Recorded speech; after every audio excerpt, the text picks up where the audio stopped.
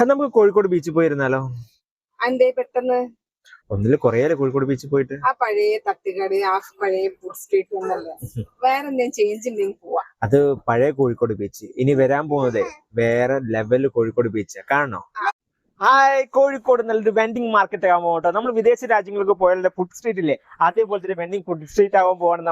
നമ്മുടെ കുപ്പിലിട്ടതും അതുപോലെ തന്നെ നമ്മുടെ കോഴിക്കോട് ഒരുപാട് സംഭവങ്ങളായിട്ട് വെൻഡിങ് മാർക്കറ്റ് വരികയാണ്. മാത്രമല്ല ഇരിക്കാനുള്ള ഒരുപാട് സംഭവങ്ങളും ഇരിക്കാനുള്ള നല്ല സ്പേസും കാര്യങ്ങളൊക്കെ ഉണ്ട്. ഞങ്ങൾ കോഴിക്കോട്ടുകാർക്ക് കോഴിക്കോട് ബീച്ച് എന്ന് പറയുമ്പോൾ വേറൊരു വൈബാണ്.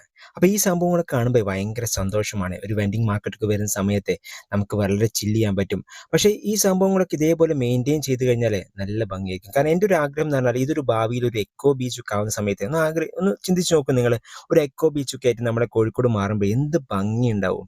കാരണം നമുക്ക് ഒരുപാട് വൈബുള്ളൊരു സ്പേസാണ് നമ്മുടെ കോഴിക്കോട് എന്ന് പറയുന്നത്. നമ്മുടെ നല്ല ഉപ്പിലിട്ട മാങ്ങയും അതുപോലെ തന്നെ നമ്മുടെ കോഴിക്കോടൻ സ്പെഷ്യലും കാര്യങ്ങളും വേറെ ലെവലാണല്ലേ.